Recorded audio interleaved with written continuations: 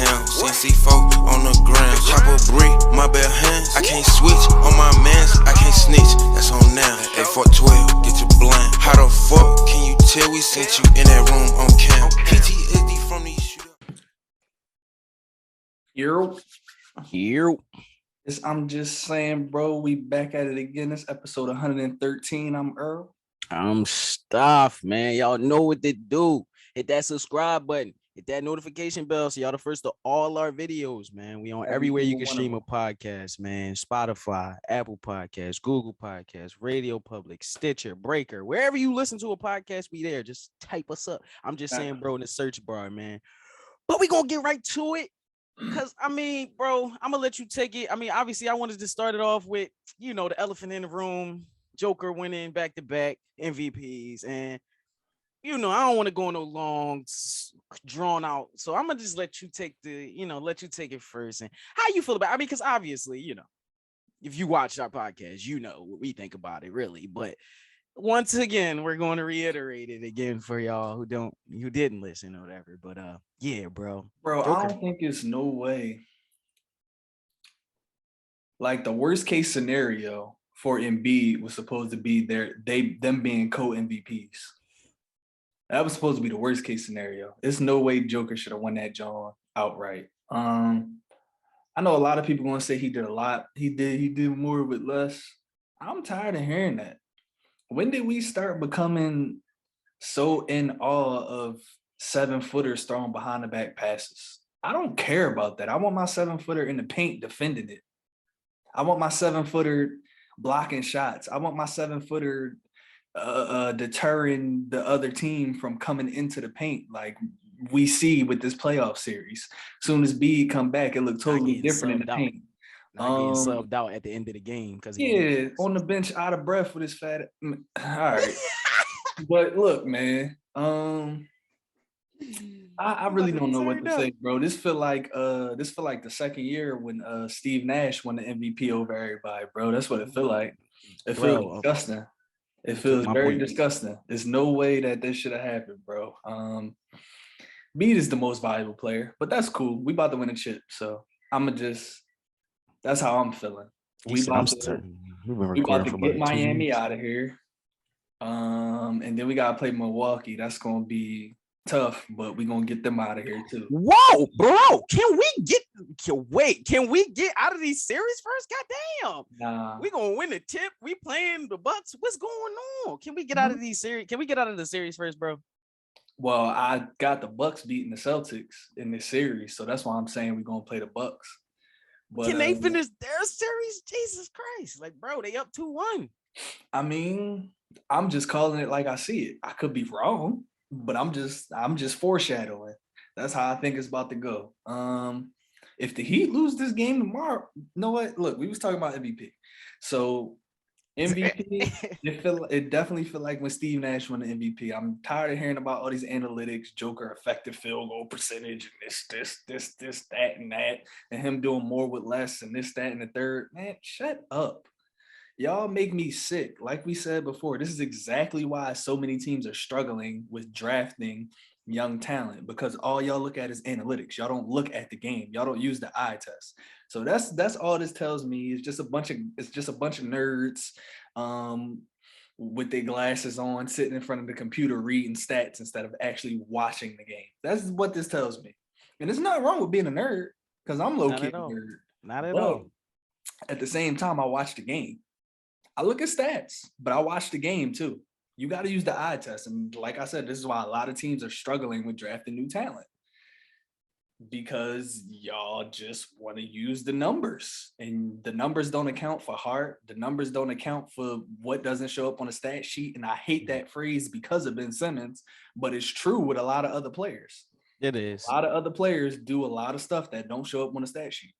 Yeah. So like, hey, yeah, even Ben Simmons, like, you know what I'm saying? Even him, like, I hate him, but even him, like, he does. Like, when you watch Ben Simmons play, you know what I'm saying? You'll see why Sixers fans was defending him for 5 years. You know what I'm saying? But we ain't talk about him. But yeah, we're not talking about Ben. Ben got his back surgery. You know what he was doing in Game 4, playing Warzone.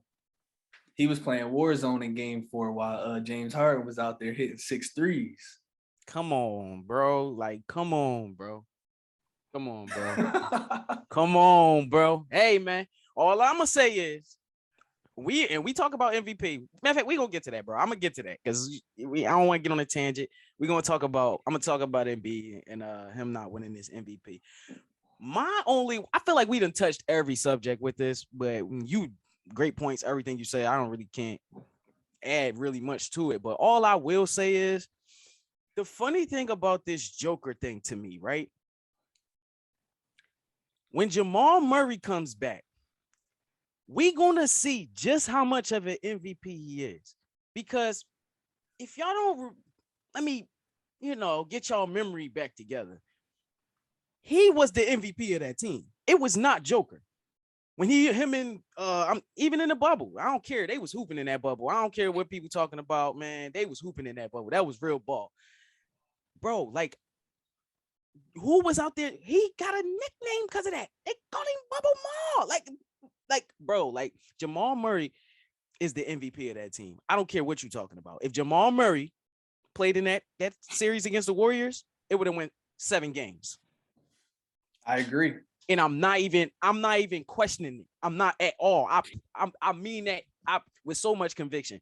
If Jamal Murray was in that Warriors series, it would have went 7 games. And I'm not even talking about Michael Porter Jr. because they need him too. But when Jamal Murray, he's the MVP of that team. Like, stop it. Cut it out. And next year, I cannot wait to see a healthy Jamal Murray playing alongside y'all back-to-back MVP. And let's see what Joker stats and all his analytic, all that. Let's see what it is then when his usage rate ain't so high because he ain't got the damn ball all game because Jamal Murray going off and he got a point guard. He don't got a point. He didn't have a point guard this year. He was playing point center.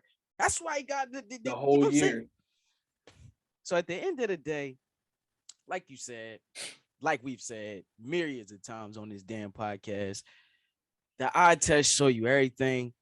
If you watch basketball, listen, first of all, there's not one NBA. I didn't see not one NBA player on Twitter saying nothing about Joker being the MVP. And I know everybody's saying this, but it's facts. No, every player that's in the NBA, current, former, they all saying that Joel is the MVP.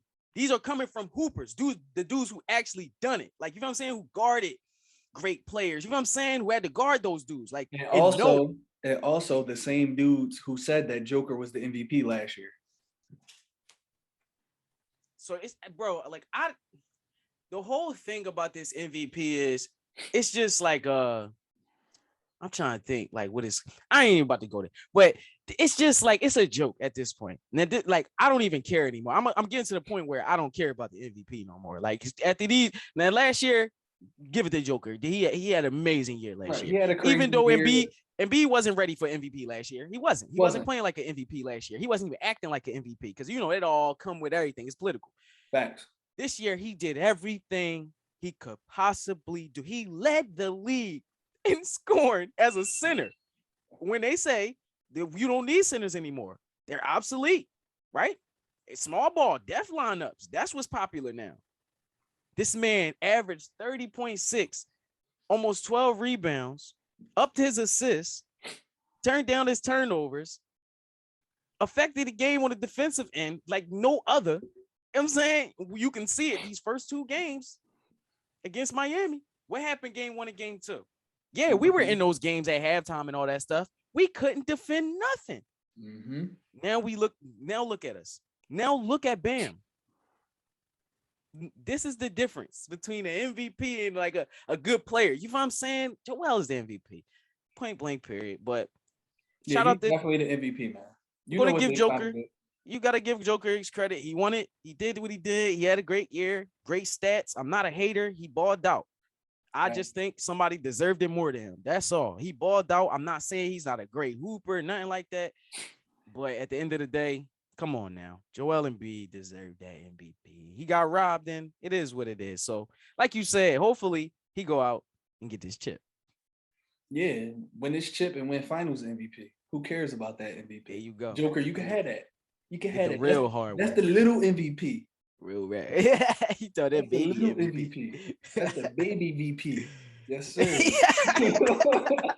He called that a baby BP.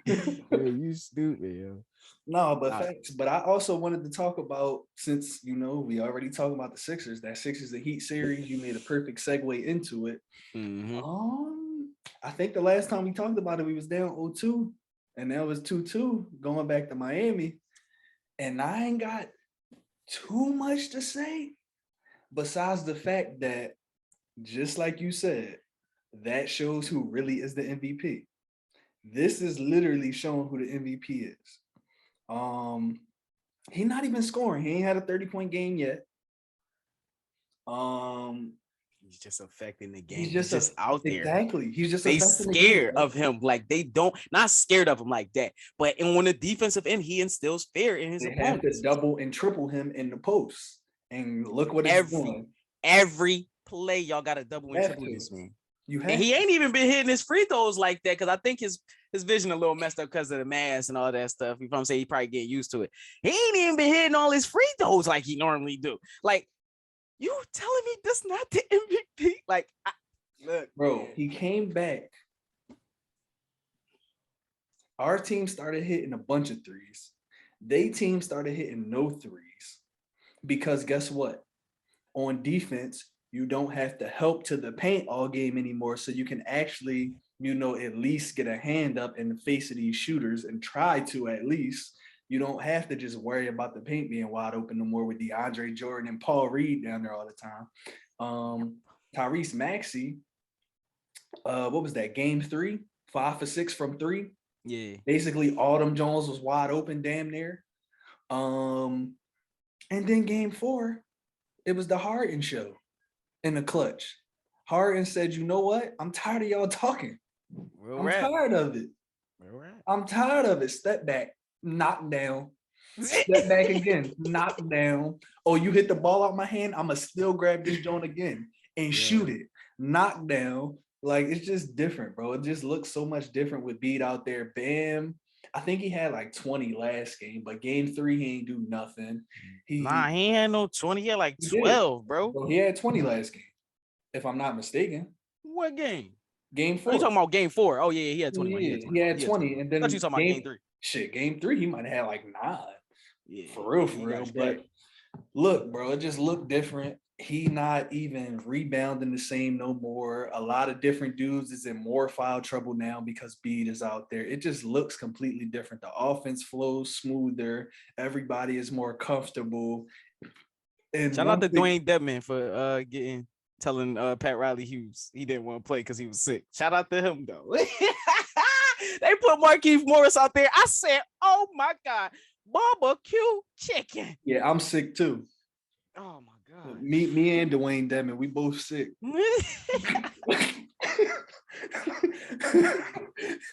He said, "I'm not trying to even play." But yeah, man, it just looked different with Bede out there. That's the real MVP, man. If the Heat lose game 5, they're in trouble. That's all I got to say. They better put it's scary with Jimmy Butler scoring 40 points and you take an L. That's kind of scary because they don't have anybody else that can do that.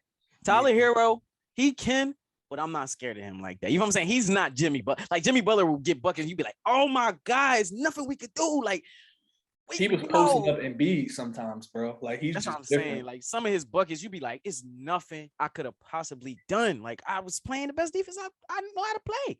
Yeah, he just different. I'm not scared of nobody else on that team. Kyle Lowry is hurt. That hamstring is hampering him. I mean, he was never an offensive threat like that anyway. It's bad on defense because he can't keep up with nobody. I'm not scared of nobody. They don't have anybody. Victor Oladipo be hooping a little bit, but last game he was 3 for 9. He wasn't hooping. 1 for 5 from the 3. He wasn't doing nothing. So I'm not scared of this squad, bro. And they looking real suspect.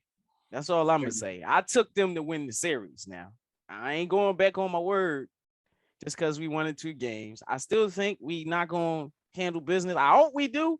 And I'm a Sixers fan. I'm not trying to be, negative and stuff like that. It's just, I don't know, bro. I don't know what this is. We got to see this next game. I got to see how this next game is gonna play out. If they lose game 5, they in trouble. Listen, bro. They lose game 5, the series might be over.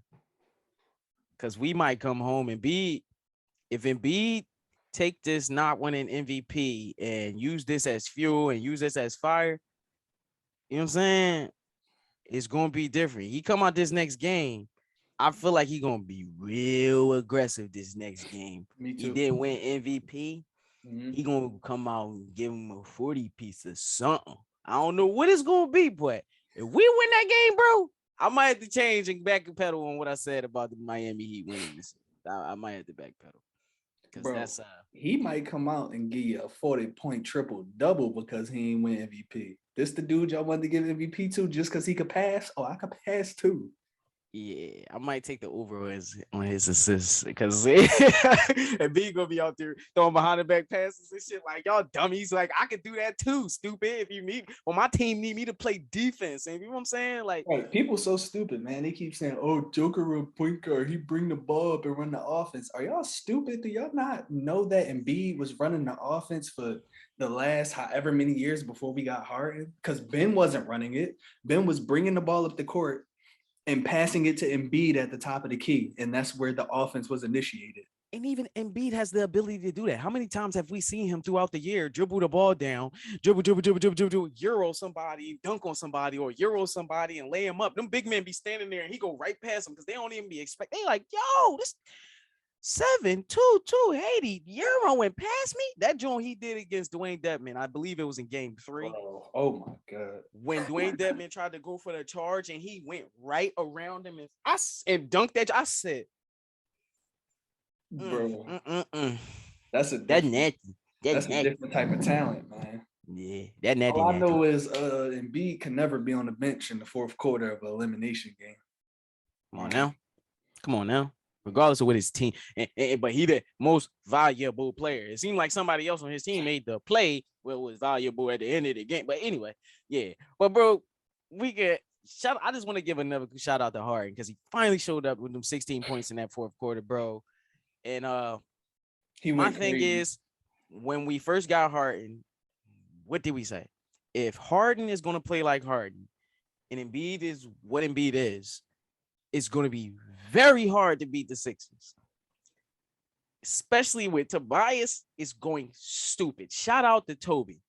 Because we done gave this man hell for the last couple years about disappearing in the playoffs and disappearing in games where we need him. Every damn game this postseason, if you're watching the games, Toby is aggressive. He making that move fast. He not hesitating.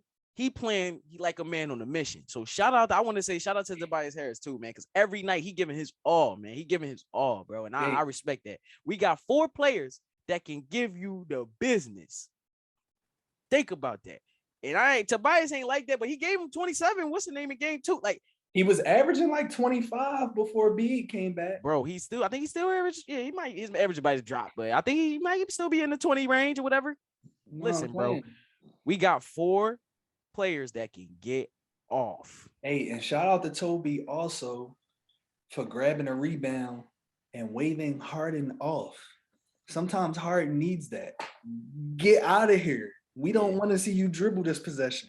Sometimes when Toby grabbed that rebound and he started bringing it up and Harden be calling for it, his move. He'd be like, make his move. He go right to the post or he go right to the rack or whatever. He get straight to a bucket for that too. Yo, and I'm like, bro, that was crazy. You seen that, bro? You got a good eye. I be watching shit like that too. Like he definitely do, and he always get a bucket or and one every time he do that too. Every time he look Harden off or Maxey off or Embiid, he don't really look Embiid off like that. But when him and James Harden on the floor, mostly Harden. Yeah, he looking straight off and go straight to the cup. I be like, yeah, Toby, yeah, that's what you do. Yeah, even when he miss, I don't even be mad when he miss. I be like, all right, Toby, because he be trying to get the offensive rebound. He be down there working, and then his defense. Can somebody give my man his flowers? I'm gonna give him his flowers. He playing defense, man, at a high level. He was strapping as much as he could. Pascal Siakam in the last series, you know what I'm saying? Like, bro, like. He's playing great defense. So shout out to Toby, man. Shout out to Sixers. Shout out to Maxey showing up. You know what I'm saying? It's looking scary, man. It's looking scary.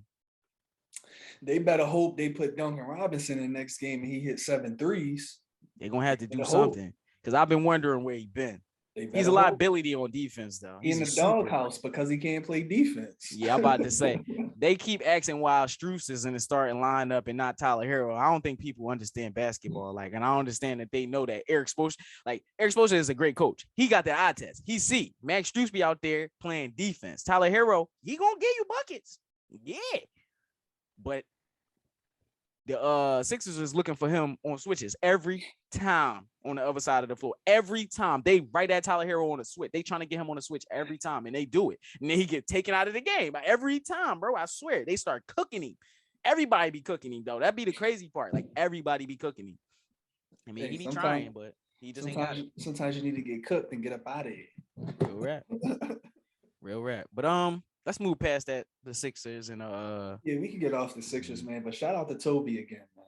And real rap, man. Shout out to everybody, man. Real rap, man. Y'all took care of business. Y'all surprised me, man. I'm not gonna lie, Sixers. Y'all really surprised me last night. Oh no, I got one more shout out, and I know it's gonna be a bad John, and it's not who you think it is. Shout out to Shake Milton.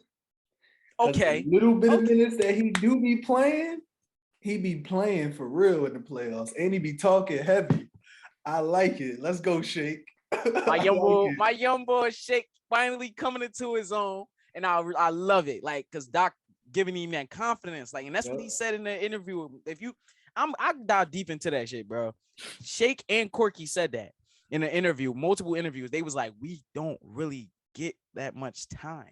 So it's like we can't get a rhythm. Like, we'll be in for like 5 games and we'll be in the rotation, and then Doc will take us out the rotation. And then it's like, I won't play for the next 4 or 5 games or the next, you know what I'm saying, 10 games. And then you throwing me in there in a pivotal game and expect me to come in and just light it up. I ain't shot not forever. Like, I ain't shot 10 games. And you know what I'm saying? So yeah, I like that shout out though. He giving us good minutes. Shout out to Danny though, man. Hitting the most threes in Sixers history though. What was that, game 3? Yeah, game 3. Danny. I knew he was gonna win that game. When Danny hit his third 3, if Danny hit 3 threes, the Sixers probably gonna win. Like, I'm not gonna lie to you. If Danny is hitting his wide open 3s, the Sixers 9 times out of 10 we're gonna win that game. He hit his third. I said, wait, Danny on tonight? He hit like a fadeaway jump in the corner, and he faded away, and that shit went like, I said, oh yeah, we definitely winning this joint. There ain't no way they winning this joint. He just hit a fadeaway 3 out in the corner for his 4th 3. He gave us a dub. Then he give you a dub. You better win by 20. You better win by 20. If you waste a 20-point game by Danny, you crazy.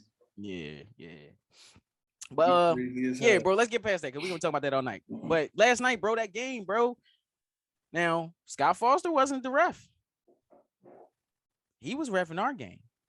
Facts. Chris Paul fouled out. Yeah. In the game 4, bro. And for the first time in his career, I believe he had 4 in the first half.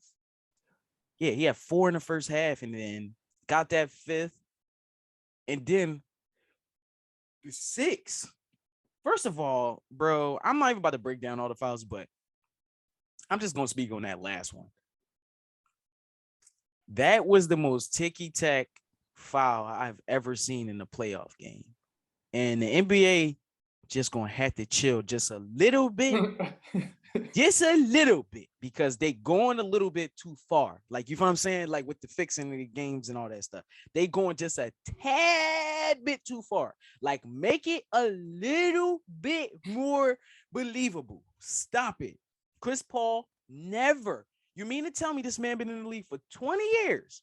And I'm spicing it, but this man been in the league for 20 years. He ain't never had 4 fouls in the first half. Never. Think about that, bro. How many games? 82 games in the season. He been 20 years damn near. He never had 4 fouls in the first half.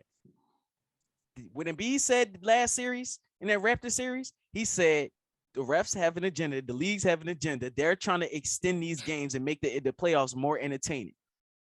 I believe that. I really believe that. I really believe that. They're like, if we have a bunch of game 7s, our ratings gonna go. Oh my God, our ratings gonna go through the roof. Yep. And you know people gonna be betting. That's more gambling. All them games and stuff. That's all that money we getting from all them games. Because like we say all the time, they in bed with them bookies and all that stuff. We know that. It's out of hand, but the Mavs tied the series up. I said Luka need to relax, distribute that rock more. He need to let Jalen Brunson take the key. Sometimes it's coming down the floor. And what happened? They went 2 games. I need to be a coach. Sign me up. Like, sign me up. Like, I'm ready. I get the playbook together. Look, I get it together. All that. I promise you. I'm gonna get it together. All I'm saying is, you see what happened when Luka chill and don't have to score 50 points. We know you can cook anybody in the NBA. The best defenders. It's not one person in the NBA that can guard you, Luka. They can slow you down for a little bit, but there's not one person that can stop you. We know that. Bro. Help your team win. You have a deep team. Now, I said this shit in the regular season that the Mavs had one of the deepest teams, and now it's showing because even with those trades that they made, they got even deeper with Spencer Dinwiddie and Bertans. And, bro, like, it's ridiculous. Like, you got Dorian Finney-Smith coming out here hitting 7-3. Like, bro, like, let your shooters shoot. Y'all got nothing but shooters out there. Let them dudes cook, bro. Just distribute the rock. He needs to take a step back from the offensive side and just get a little bit more Bron on. Get his Bron on a little bit. You feel what I'm saying? Like, we know you can score. We know you can shoot, bro. It's cool. And you don't even shoot at high clips. You shoot pretty bad from the 3. You shoot 30% from the 3, 33% from the 3. That's horrible, bro. You know what I'm saying? For a superstar. But we're not going to do all of that. But distribute the rock, man. Get your Bron on. And you see what happened. Y'all get 2 wins. Now, this series, who the hell knows? I'm not going to lie to you, bro. I'm not even about to sit here on this podcast and waste nobody's time and tell them who I think going to win. I have no idea who's going to win that series. Like, that's a series I'm like, hey, I'm taking it day by day. You know what I'm saying? I'm taking it game by game because that series is going 7 games. For sure. It's going 7, bro. And I'm low-key, I'm scared for the Suns. But yeah, like you were saying about that refereeing, man, I feel like that's the ref's job, low-key, in the playoffs to send it to 7 games, but I feel like they got to stop that shit because it like you could just tell. Like, there's no reason we should be able to tell that y'all. It is literally like you fixing the game. Like, y'all had a referee get banned and sued before because of that, and now y'all, it seemed like all the referees are here to do that, low-key. Like when a team is up 2-0 in a series or something, or 3-1, and then you see Scott Foster coming to town. You know exactly what Scott Foster is coming here for, bro. That's why I was scared about our 4th game. Yeah, I was happy. I thought for sure that we was getting a bunch of free throws, and we did. We just missed a lot of them. Yeah. For real. So, like, it shouldn't be no reason that you could just see that on the schedule, bro. Like, okay, Scott Foster is here, or what's the other dude named Brothers? His last name is Brothers. I know who you talk about. I forget his first name, but yeah, they always in the finals. Bro, they always in the big games, the primetime games. Every time you be like, what I'm saying. Why like, don't put no new refs and stuff on these games or something like that, and just try them out to get their feet wet in the big games and stuff. Exactly. Nah, they want to put the dudes in there that's gonna fix it to the way they like it. So yeah, I agree 100% with you on that, bro. It's very funny because I didn't even know that stat about Chris Paul, that he never had 4 fouls in the first half ever in his career before. That's wild to me. And he definitely had 4 it seemed like he had 4 quickly in the first half too. Like, that's out of pocket. So yeah, bro, they gotta get their shit together because it just feel like everything is fixed at this point. And this is why I bet on baseball and hockey now, because you can't really fix them to that much. They tried to throw the not juiced balls in baseball. So, all right, the home runs is down a little bit, but it still has its days where the home runs is going crazy. Like, so, like, I don't know. Like, in certain sports, it seems like you just can't really fix too much for real. But basketball is not one of them. If the other team takes 20, 25 more free throws than you do, usually the team that took the more free throws is going to win that game. And if they don't, they lose it by a very small margin, like a couple points. So, Yeah, bro, they got to do a better job. That shit, it just looked way too funny when you put it in the light, bro. It don't make no sense for real to me. It's like, I don't know, it just looked like that fake jewelry, man. Like, you know what I'm saying? Like when the Big rappers go zirconia. to, when the rappers go to you mean boy Poppy Store Jewelers. Oh, I know exactly what you're talking about. Raheem the jeweler. When they go to Raheem the jeweler, Raheem the yep. jeweler, that's his Raheem the name. jeweler. You got all the fake rollies, all the fake Cubans, all that. Yep, Yeah. Raheem the jeweler. That's Wallow name. Wallow funny as shit. He bring Raheem right on the pod and be talking about how you know if the jeweler, how you know if the rapper jewelry fake. Facts, bro. But yeah, they gotta do a better job with that, bro. That shit, it looked bad. But I'm taking Luka in that series, bro. Okay. Luka, and most importantly, I'm taking them because of my two guys, Jalen Brunson and Dorian Finney-Smith. Yes, sir. They both demons. Be mad at that. They both demons. Both of them. And DeAndre Ayton is sweet sometimes to me, bro. It's like certain games he had. Sometimes. Yeah, most of the time. Certain games he come out and he go crazy, but then when he playing against somebody that's really going like smack him a couple times and body him up, he just be so sweet to me. Like, man, you want to take 3-pointers and you want to shoot all these mid ranges, and then if that's not falling, it's over for you, bro. Like, Yeah. And then he don't grab rebounds. I'm not even gonna go on this. He might be the worst rebounded big man in the league, bro. He might be the worst rebounded. And you know what's crazy? Somebody gonna be like, well, look, he probably top 5 in rebounds in the league once in the regular season. Might be. Some weird shit. Like, I promise you, he probably is. But when them games he's just not a dominant big man. I'm gonna just put it at that. He's not a dominant big man. JaVale McGee looks more dominant from the eye test when you watching it. We know JaVale McGee is not better than DeAndre Ayton. But what I'm saying to you is when you watching that eye test, and I be watching them games, JaVale McGee be 10 times more effective than DeAndre Ayton. I be like, why can't Ayton just do this?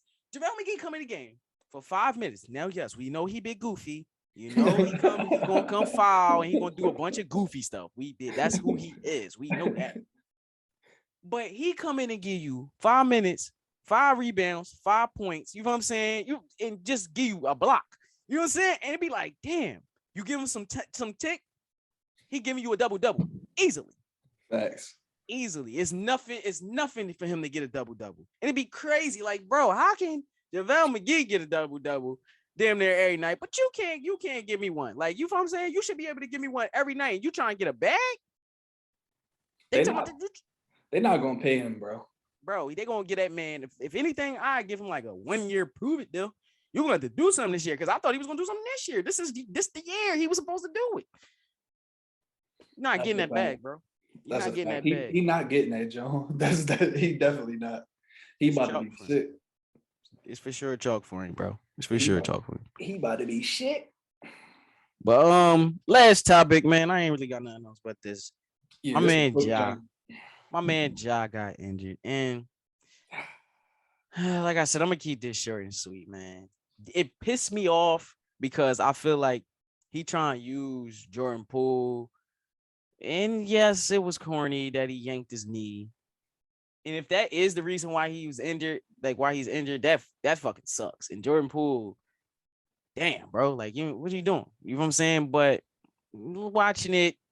Man, we grown men. I don't think Jordan Poole's intentions was to mess Ja knee up and have him out for the game. He was trying, you know what I'm saying? He was trying to get to the ball, whatever he was trying to do. He was scrambling, being extra, yes, but it's not that deep. But it sucks that my man Ja supposedly is going to be out tonight. And yeah, it's just whack because now they're gonna go down 1-3. There's no chance of them winning this series now. And it's just whack because obviously me and you said this was gonna be an entertaining series. It might go 7 games. Whoever come out of this series might, represent the Western Conference. And now we know, like I said, the Warriors is gonna win, but still, like I would rather it be a series, man. I don't want to see it like this, but hey, man, it is what it is. He out. It's funny. I just got the notification. Steve Kerr, he's out for COVID tonight. Fuck Steve. That's interesting. But you know how they try to fix stuff. That's interesting. Forget Steve Kerr. He talking about forget Steve Kerr. You know exactly why Steve Kerr out with COVID tonight. Because Mike Brown got that job with Sacramento. So this is audition tonight. And you know what's crazy? I was thinking about that, but he already got the job. Yeah, got a 4-year deal already. What are you talking about? Hey, man. I mean, DeAndre Jordan had to deal with the Mavericks too. And then, all right, they ain't gonna do that. They ain't gonna do that. In the house. That's a bad look for the league, bro. They not gonna do that, bro. They gonna give a nigga a 4-year deal and then tell him, nah, bro, you played that playoff game when you was the assistant coach and you had to be the head coach. We can't give you the deal no more. These refs a bad look for the league too, but they don't care. You never know, bro. That's all I'm saying. But I agree with you. He definitely got the job already. But yeah, Jordan Poole definitely not a dirty player. But I think Ja was more so. I hate that he deleted the tweet because I thought he should have just rocked out with it. Because I kind of figured out, or I think I figured out what he was trying to do. I think he was just like, it was kind of spiteful. I feel like he was trying to get him suspended. Like it was like I feel like it was on some I don't rat think stuff. so. Like he was trying to get him suspended because they was talking about Dylan Brooks breaking the code and all that, and of course he got suspended. That's what I'm saying. That's what's so. I was thinking maybe he trying to get Jordan Poole suspended. I don't think he was trying to necessarily get him suspended. I think it was kind of a jab at Steve Kerr, always crying about everything. Like, remember when Marcus Smart dove on the floor for the ball and injured Steph? The ankle injury or whatever, the leg injury, whatever it was, and he called Marcus Smart a dirty player. Like, it's like every time one of Steve Kerr players get hurt, it's like the other player has to be dirty, even if it's a basketball play. Like, which is amazing because he came from the 90s. He played in the 90s. Like, bro, he's definitely annoying. He get on my nerves, bro. Every play that somebody make against his player and they get injured is a dirty play. It's part of the game, bro. Dylan Brooks, I'm sure if Dylan Brooks tried to right now, he could not replicate that play. He couldn't chase down block somebody and make them fracture their elbow. Like, there's no way he could just replicate that's the whole thing about that. Like, yeah, we're going to suspend him for game 3 because he fractured his elbow. So you mean to tell me Dylan Brooks, when he went up and he swiped at the ball, he thought he was going to break that man's elbow? Bro, that's what I'm saying. Like, what? What? Even if he was trying to swipe at him hard, I would want that in the playoffs. Go after that ball. It's called a playoff foul. Bruh. That's what I'm saying. And we setting the tone early. You feel me? One of them. I'm setting the tone early. We ain't going for none of that goofy physical stuff today. Don't go. Don't go there. Don't go there. You can't do that no more. You can't. It's a shame, bro. All they want is 3-point jump shots and behind the back passes. That's all they want. Bro, they want the games to be like the fucking All-Star game, 120 points and 130 points and all that. They don't want to see defensive games and all that. So, but yeah, man, I ain't really got nothing else besides hopefully Giannis show y'all tonight he's the best player in the world once again, which I think he's gonna do. And hopefully Ja back next game, man. The series gonna be over though. I mean, unless some miracle happened tonight, which it could. It's everything is so fixed. Like, look, here's the storyline. If the Memphis Grizzlies win tonight, this is the storyline. They were 20-4 this year without Ja Morant, or something like that. I think they lost like 4 games without Ja Morant. It was something like that, yeah. That's gonna be the storyline. Mm-hmm. Well, they were already good without Ja anyway. They don't really need him. He might be able to sit out the next game. Like, no, he ain't. He need to be in there now. He cannot sit out no games. Talking about something, bro. They be cracking me up, bro. It's gonna be fixed. But I'm telling you, if they win tonight, bro, it's definitely fixed, bro. Oh, the Grizzlies were a great team without him all year, so nothing changed in the playoffs. They got the win tonight to tie the series, and then I'm just gonna be sitting there like, this some bull. Jive. I'm gonna say bull jive because that's what my man Shannon be saying. This some bull jive, man. But nah, man. That's all I got though, bro, man. A little quick jump for him, real. Yeah, I ain't got nothing else, man. I just hope all these injuries and suspensions stop impacting the playoffs, man. That's really it, man. And shout out to my MVP, Joel Embiid, man. Fuck what y'all talking about. And shout out to James Harden too. He showed up. He told y'all shut the fuck up. Correct. We can leave him with that though, bro. Get out of here.